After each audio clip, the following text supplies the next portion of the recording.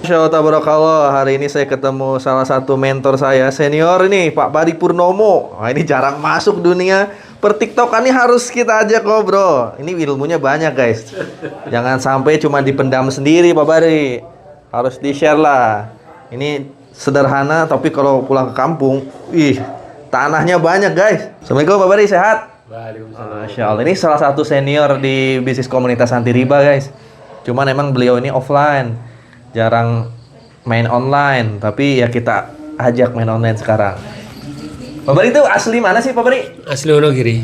Wonogiri, Masya Allah. Nih, apa yang membuat Pak Bari mau masuk ke komunitas anti riba? Emang di Wonogiri waktu itu mulai ada perusahaan ini dari kapan? Saya kan dari asli Wonogiri, cuman merantau dari ke Bandung dari tahun 95 merantau ke Bandung tuh. Tapi sekarang tinggal di mana berarti? Di Bandung. Oh, tinggalnya di Bandung, asli Wonogiri. Masya Allah. Yang membuat Pak Bari akhirnya tertarik masuk komunitas anti riba apa Pak Bari awalnya? Saya awalnya butuh duit aja. Butuh duit. Masya Allah. Pak Bari ini kan awalnya juga tukang ojek pangkalan, banyak juga pengalaman bisnis tapinya ya. Lumayan. Dulu sekolah sampai kuliah nggak? Enggak, cuma S2 aja, SMP. SMP. SD, SMP. Nah ini yang membuat biasanya orang-orang yang cuma lulusan SD, SMP ini nggak ada pilihan lain kecuali berdagang biasanya. Iya. Bener ya? Nggak iya. mungkin. Pernah jadi karyawan nggak sih? Belum pernah. Jadi karirnya apa aja sih dari dulu? Dulu awal ke Bandung jualan jamu dorong. Jualan jamu dorong. 6 tahun. 6 tahun. Terus habis itu jualan bakso, Jualan bakso bakwan. pernah, jualan bakso. Pernah setahun. Setahun. Masya Allah. Terus kemudian tukang ojek. Ngojek juga pernah ya, ojek pangkalan itu ya. Jadi beberapa tahun, 8 tahunan. 8 tahun, lama banget. Lama. Dan alhamdulillah 2018 ketemu bisnis ini.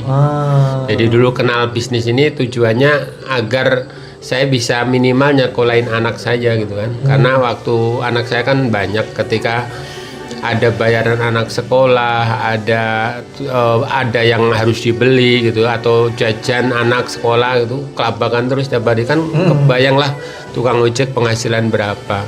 Jadi saya gabung PTBS itu tujuannya supaya awalnya hanya untuk backup, supaya ketika anak saya beli buku, beli sesuatu untuk kebutuhan sekolah atau bayaran bulanan gitu, itu nggak kelabakan banget gitu ya. Itu tujuan saya gitu. Tujuan awalnya supaya untuk ya anak ya. Karena biasanya kalau kita ngojek, ketika anak Pak besok bayaran Pak beli itu biasanya aku bela-belain ngalong sampai malam supaya kekejar kan. Kekejar untuk beli sesuatu untuk anak. Nah, itu ketika saya gabung PTBS tujuannya itu supaya tidak ya ada backup lah untuk anak sekolah. Tapi alhamdulillah di luar dugaan gitu ya teman-teman, banyak sekali yang tapi saya kan dapat Pak dari Bari PTBS. ini maksudnya dalam segi pendidikan yang nggak tinggi ya. Berarti bisnis ini kok bisa dikerjain sama Pak Bari? Nah, susah tuh kapan? Bisnis PTBS ini kan asalnya mau belajar saja. Gitu. Jadi siapapun orangnya gitu ya. Nggak harus pinter, nggak harus nguasain jago online gitu, nggak harus sih sebenarnya. Enggak. Pokoknya asal orang yang mau belajar. Saya mau belajar aja. Apapun kan bisa dipelajarin kan. Masya Allah. Apapun bisa dipelajarin, baik online, offline itu bisa dipelajarin. Nah, di perusahaan kita ini kan asiknya itu kita belajar praktek, belajar lagi, praktek lagi, belajar lagi.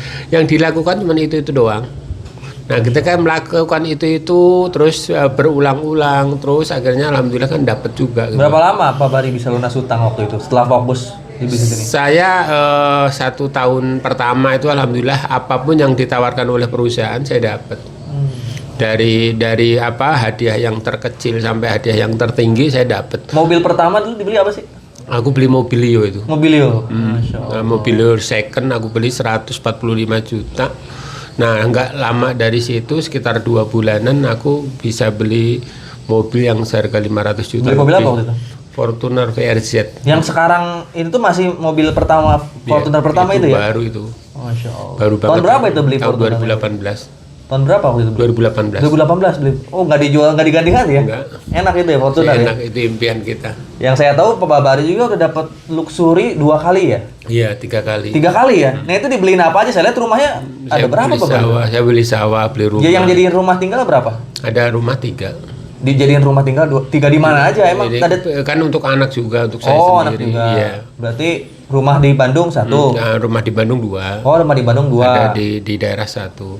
Di daerah 1. Berarti 2 itu Belum sawah. siapa aja punya? Ditinggal Ya sama siapa? keluarga, anak, Oh, istri. anak-anak istri. Nah, sisanya dibeliin apa? Sawah. Sawah. Kenapa pilih beli sawah, Pak Bari? Kan orang-orang ada yang beli mobil sport, ada yang beli emas Orang gitu kampung ya. kan gitu ya. Orang kampung tuh kalau tuh suka. Jadi dulu waktu saya masih kecil gitu ya. Bapak saya kan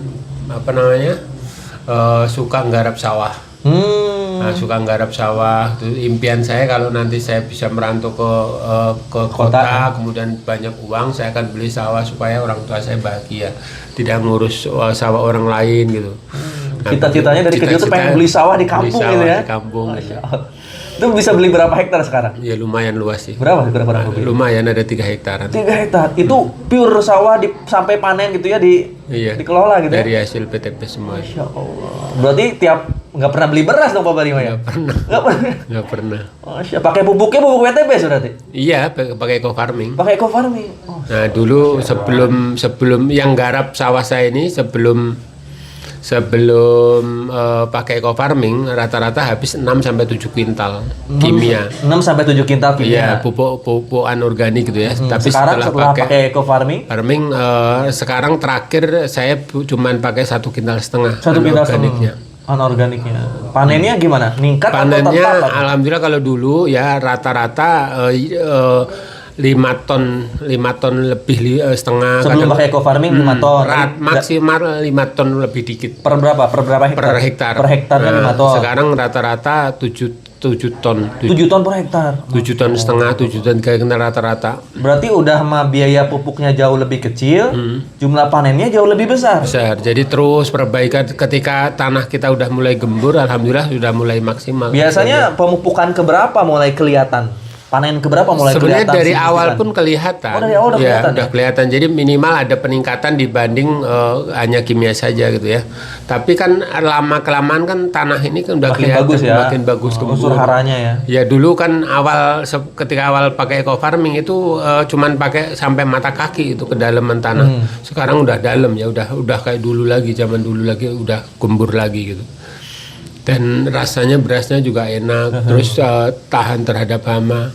Ini yang saya rasakan gitu loh. Benar ya, Masya Allah. Cita-cita orang kampung bisa punya sawah, sekarang bisa punya 3 hektar.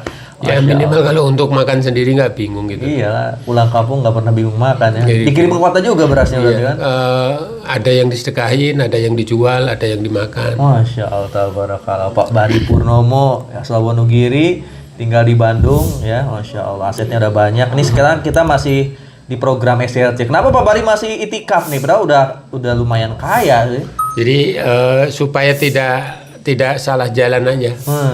Jadi kadang-kadang OKB itu kadang-kadang banyak godaan. Merasa dulu nggak punya apa-apa, dulu nggak punya uang, sekarang merasa punya uang, merasa ada apapun yang diinginkan punya, ya tidak sedikit orang yang salah jalan gitu loh. Nah, terus alhamdulillah dengan adanya SLC ini, ya alhamdulillah banyak yang tadinya seperti saya tukang ojek yang sholatnya nggak bener, ibadahnya nggak bener, dengan adanya itikaf ini ya alhamdulillah minimal perbaikan untuk diri sendiri jauh lebih baik gitu. Nah, pokoknya kalau teman-teman lihat Pak Bari nih, orangnya nih, mobilnya ada Fortuner BRZ warna hitam.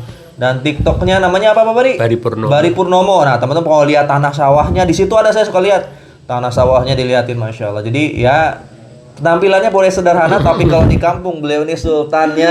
Wah, di Bandung apalagi kalau di SLC ya gini kita ya jadi santri, Masya Allah. Terima kasih banyak Pak Bari. Ya, sama-sama. Mudah-mudahan bisa bermanfaat di pengalaman hidup Pak Bari ya. Jadi ketika teman-teman pendidikan yang nggak tinggi-tinggi amat, justru teman-teman harus kaya wasilah berbisnis. Contohnya Pak Bari aja bisa, Insya Allah. Jadi sukses ya, nggak harus pakai ilmu sekolahan, tapi ilmu pengalaman kehidupan kita nih yang bisa membuat Pak Bari sukses nih, Masya Allah. Nah itu aja, terima kasih banyak, sampai ketemu nanti di SLC berikutnya sama Pak Bari Purnomo. Makasih Pak Bari ya. Sama-sama.